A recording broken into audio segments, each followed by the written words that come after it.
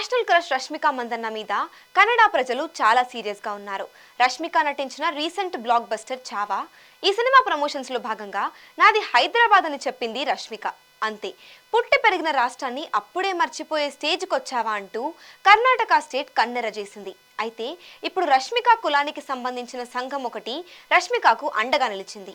National crush Rashmika మందన్నపై వచ్చిన కొన్ని వ్యాఖ్యలు, విమర్శలు వివాదాస్పదంగా మారాయి.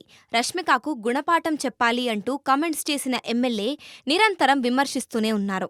తాజాగా రష్మికకు అండగా నిలిచింది కొడవ సామాజిక వర్గం.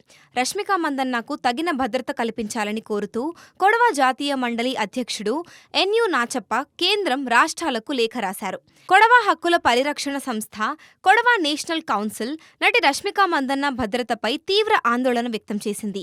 కొనసాగుతున్న రాజకీయ వివాదాల మధ్య ఆమెకు భద్రత కల్పించాలని కేంద్ర, కర్ణాటక హోంమంత్రులను కోరింది. నటి రష్మిక మందన్న కర్ణాటకలోని కొడవ కమ్యూనిటీకి చెందినవారు. ఆమె బేస్ కొడవ ప్రాంతం. ఆమె కొడవ వారసత్వం కారణంగా నటిని అన్యాయంగా లక్ష్యంగా చేసుకున్నారని సిఎన్సి ఆరోపించింది. కాంగ్రెస్ ఎమ్మెల్యే రవి గనిగా నటిపై తీవ్ర విమర్శలు చేసిన నేపథ్యంలో సిఎన్సి ఈ అభ్యర్థన చేసింది. రష్మిక కృషి, ప్రతిభతో గొప్ప పేరు తెచ్చుకుంది. ఆమెను అనవసరమైన రాజకీయ చర్చల్లోకి లాగుతున్నారని సిఎన్సి అధ్యక్షుడు నంది నేర్వండ నాచప్ప ఫిర్యాదులో పేర్కొన్నారు. ఆమెను మానసికంగా వేధిస్తున్నారని ఆరోపించారు. ఆమె ఎదుగుదలకు రాజకీయాలతో సంబంధం లేదని, ఆమెను రాజకీయ నాయకులు ఇబ్బందులకు గురి చేస్తున్నారని ఆరోపించారు. కొందరు వ్యక్తులు కళాత్మక స్వేచ్ఛ గురించి తెలియక ఆమెను టార్గెట్ చేస్తున్నారని మండిపడ్డాడు.